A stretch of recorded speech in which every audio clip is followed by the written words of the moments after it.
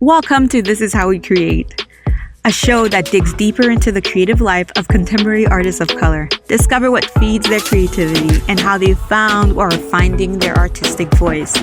Through these intimate and candid conversations, you'll gain insights into the lives of creative professionals of color that are hard to find anywhere else. Hey friend, welcome back to This Is How We Create. My name is Martine Severin, your host. So we are digging into part 3 of our mini-part series on hiring your first assistant. So in part 1, we talked about how do you know when you need to hire someone? And then in part 2, we talked about the interview process, the ins and out of the interview process.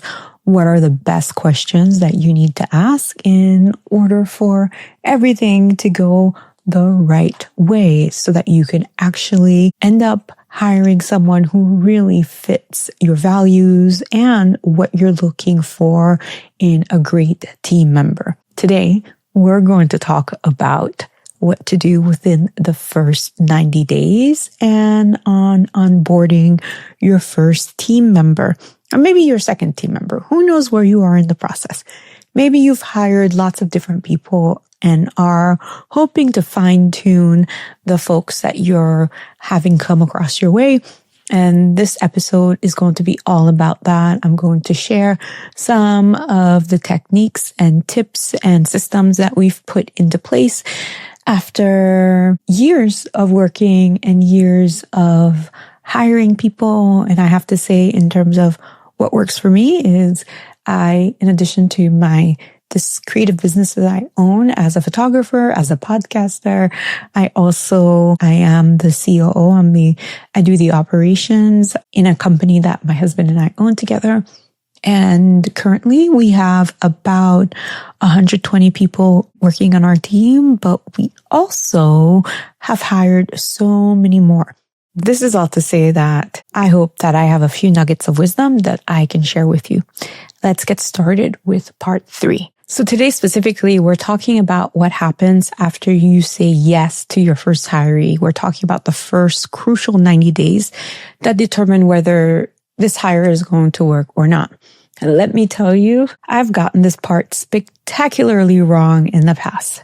When I hired a person who ended up staying in my photography business for a year, despite not being the right fit. How did that happen? Well, part of the reason was that it took me a long time to realize that this person was not the right person. And I also never properly onboarded them in the first place. So it was an issue. But I basically said, great, you're hired. Here are the logins and here's the system that we use. And then I was surprised when they didn't really intuitively understand my full vision, my standards, and my way of working. Of course, that is all on me. But let's talk about onboarding and specifically what is it, why it matters, and how to do it in a way that really sets both you and your first employee up for success. First thing, onboarding is not orientation. When we think about orientation, it's more, here's where the bathroom is, here's where your email login in. But those are kind of like the logistics. Onboarding means here's what we believe here, here's how we work, this is what great work looks like, and know that we'll be here to help you succeed. And for a creative business, onboarding is where you are going to transfer not just your information, but also your vision. It is going to be where someone goes from understanding the tasks to understanding the why behind why you have all these tasks for them.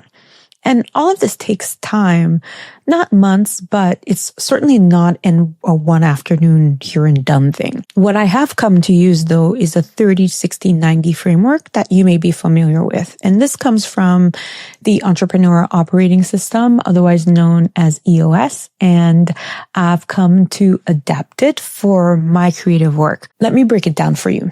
So the first 30 days is all about learning mode. This is where the person you've brought in is absorbing just about everything. They're learning your processes, they're learning your standards, they're understanding your quirks, and they're watching more so than really actively digging into projects. And during this time, you're guiding them. You're guiding them a lot. It's not that they're not doing anything, but you're certainly guiding them. And this phase is really about that. And during this phase, I made a mistake by expecting that my hire would get everything by week 2. And I handed off major client communication before they fully understood my voice, before they understood my tone, and what I consider good enough versus excellent. So don't do that. Take your time for your onboarding. Create looms. The looms are where we have this website called Looms. You could record your screen as you're doing any kind of repeatable task, such as sending out your newsletter. So you could walk them through how do you create a landing page on MailChimp, or how do you create your boards in Trello. Whatever it is that you use, you could use Loom, for example, to create those systems. The first 90 days are really going to be about walking your employees, your step-by-step process, and not necessarily just sending them a Google Doc and say, shadow me. But they will shadow you, and they will watch how you respond to client emails, sit on calls, observe how you make decisions. And throughout all of this, you want to be having regular check-ins, like weekly, to answer questions and to course correct early on. What is really key here is to really tell them it's okay to ask dumb questions. In fact, you should encourage it, because here's the reason. What's going to seem like a dumb question to you is not going to be a dumb question to them. You will have absorbed all of your processes, and they might not know it. And so I can liken it to somebody coming over your house, for example, and you say, hey, can you grab me a plate? But they've never been to your house before. They have no idea where you've put your plates, right? They might not know which drawer to go to automatically to get a spoon, to get a plate. So it might take them a long time to open and close all of your cupboards to actually find what they're looking for. Onboarding is certainly the easy way to get about it, and to make sure that they're following you and they're shadowing you, and that they're able to find what it is that they need when they need it. And the reason why this is so important is because the question they ask in 1 month will reveal all the things that you forgot to explain. And I love that first month, because that's when, for me, I know that I have to beef up my systems. But by now, after that 1 month, they should be handling things independently with your oversight. They won't be fully autonomous yet, but they're taking on the lead on task while you review. And this is where you are going to watch for certain things. What kind of decisions are they making that aligns with your values? Are they asking for help when they need it, or are they trying to figure everything out alone? Do they really care about the quality of the work that they put out, or they're just focusing on completion? For me, when my hire got to this stage, this is where I should have noticed what they were misaligned with, right? This is when you really want to take notes and figure out what's aligning and what's not. In my case, they were completing the task, sure, but the quality just wasn't there. The attention to detail I needed wasn't showing up. And instead of addressing it directly, I just started redoing their work myself, which is, may I say, a fatal mistake. As you are thinking, Martine, that's a fatal mistake. If you're at day 60 and you're redoing more than you're reviewing, something is really, really wrong. By day 90, they should be operating independently, and they should be able to handle their core responsibilities without constant oversight from you. And you're checking in, but not necessarily checking up on them. By that point, you want to trust them to make decisions that are within their domain. And if you're still micromanaging at 90 day, well, one or two things is sure to happen. And I think one of those things is either you didn't hire the right person, or you're not actually letting go of control. And you have to be honest about which one that is, because some of us tend to be micromanagers, others aren't, right? So if you are, that's fine. Own up to it and just figure out what kind of process do you need to have in place so that your employee feels that they are set up for success. Next, let's talk about what onboarding actually looks like in practice. And I want to start by giving you a concrete example from my photography business. So when I onboard someone new to handle client communication, here's what I do. In week 1, they watch me respond to every inquiry, and I kind of narrate my thinking as I go along. And I say, see how I'm acknowledging their timeline first. And that's because responsiveness is one of our very core values. And now see how I'm asking about their vision before talking about the price. Well, that's because I want to lead with connection rather than skipping to price. And I have to say, I do this now with my studio manager only because I don't currently have an agent. So normally that would have been something that my agent would do. So if you have an agent, this might be kind of different for you. Earlier, I talked about the importance of Loom. This is another place where you can record what you're saying and what you're doing through Loom, so that it's loom.com, I think. So that way, once you're onboarding, you could have like a list of videos to have your upcoming person watch so that all of your process and all of your systems are fully documented and categorized in, say, a Google Doc or in Dropbox or wherever it is. So that way you could say, okay, client inquiries, this is what we do. And then you could even go a step ahead and take the transcript from what you're saying and then send it over to ChatGPT and create an SOP for client inquiry. So you see where I'm going there? So as you're onboarding, you also want to be at the point where you are creating your SOPs as well. All right. Now that we've talked about week 1, let's talk about week 2. In week 2, I draft responses and they edit and send them with my approval. We debrief each other with each one. What would you have said differently? You have to talk about like, what are some of the things you would have said differently, and you have to tell them why. So getting on to week 3. In week 3, they start drafting responses and I edit before they send. So this is where we're flipping the script, right? In week 4, they draft and send, copying me, and I jump on if something's a little bit off. Going on to week 6, they're handling everything, and for me, I just spot check. So that means by week 8, I know that good work is going on because by then they've had enough reps that their natural instincts are showing through and they're actually doing things in their own way while following procedures. But what's important is to make sure that their instincts are aligned with mine. What I love to do is have regular check-ins just to make sure that we're both on the same page. In week 1, usually we have daily 15-minute check-ins. In week 2 to 4, sometimes we might have 3 times a week check-ins, with week 5 to 8 twice a week check-ins. So some people think that's a lot, and it is. But you know what's a lot more?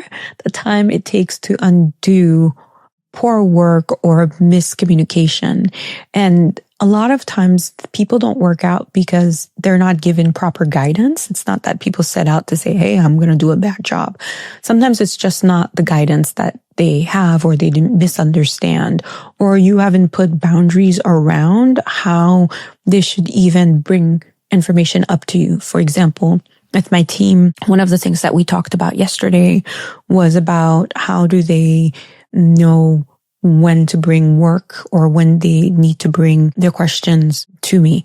Not necessarily like each time they have a question, they bring it to me, but maybe they should actually save it up. And that seems like, Martine, that's pretty normal. You don't want to just interrupt people, but everyone is really different. So giving feedback as you go along is just really important, because again, people don't always set out to do a bad job. It's just that they might not have the same background as you do, and they might not have the same way of working as you do. All right. So at this point, I want to talk to you about some of the things I do now that I didn't do then, right?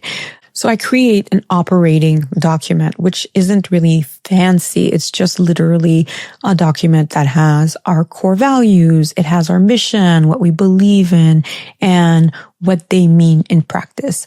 So we have examples, what great work looks like versus mediocre work with real examples. I have common scenarios of things that come up and how we handle them. And we even role play, right? Some of these common scenarios, whether it's on the phone or email communication, we role play. I will pretend I don't have a lot of people calling me, but we do have client meetings. So normally if I'm hired to do a job, one of the first things after receiving the brief that we do, and I keep in mind the questions that I have for the creative director or for the producer, whoever it is that's coming to me. One of the things that I have in mind is that we need to do a chemistry call where we talk on the phone, sometimes on Zoom, rarely on Zoom, usually the phone, where they're able to talk about what they're looking for. And I love a chemistry call because it's then that you can ask real questions, and they're likely to tell you things they won't tell you through email. So it's really important. What are some of the things that come up on chemistry calls? What are some of the things that they need to keep in mind because they understand the whole process of what happens from when an inquiry comes in to when we are on set, we're photographing the brief, to what needs to happen at the end when we deliver the final assets, to what needs to happen after we've delivered the assets. Because after we deliver the assets, we have a little meeting where we talk about what worked, what didn't work, what was this person like to work with, what are some of the things that we forgot to do that fell through the cracks that we need to take into consideration so that the next time we work either with that client or a new client or we do a similar project, that those things aren't going to happen again. You see what I mean? So we're always reiterating, and it's important for you to think about how you're going to reiterate with your employees so you're not setting them up for failure. So I find that role plays are really important because then I can pretend to be the producer, I can pretend to be a creative director and ask them like tough questions that I've been asked because I know that we need to be both on the same page. All right. So let's talk about the conversation you need to have in about week 8. So in week 8, this is the check-in I didn't have with my failed hire, and it cost me a lot, but lesson learned, right? At week 8, we sit down and we talk about how's this going for you? Is this what you expected? What are you struggling with? Where do you feel confident? And what do you need more time, or what do you need more from me? And then here's what I think you're excelling at. Here's where I think I need to see you grow. And here's what success looks like going forward. Be clear, be direct, no surprises. And no surprises, particularly since if, hopefully I didn't mention this, but as you're going through this whole process, you're documenting everything and you're sending the person emails after each of the interactions you have, because documentation matters a lot more than you would think, because you never know what's going to happen with an employee where they might make assertions of what happened, what didn't happen. And my friend, you need proof, you need proof, you need proof, you need proof, and proof through follow up with messages that you sent. Okay. So then going back to week 8, if there are gaps that happen, if there are things that come up, you need to address them immediately. Don't have a hope that it will work out. It won't. So onboarding takes work. It takes so much time, y'all. It takes time, and you have to be intentional. It has to feel natural to you. But the difference between someone who comes on your team who amplifies your vision and someone who comes on who dilutes it is very clear, right? And the difference is when you have set people up for success, where you go back to the job description when you're having chats and you make sure that even the job description is correct, because it may be that people have come on, and if they're not working out, it may be that you were not even clear in the job description itself. So just make sure that you're not assuming that the person who's coming on will just get it. You have to teach them. You have to check in with them. You have to course correct early because your future self will certainly thank you for it.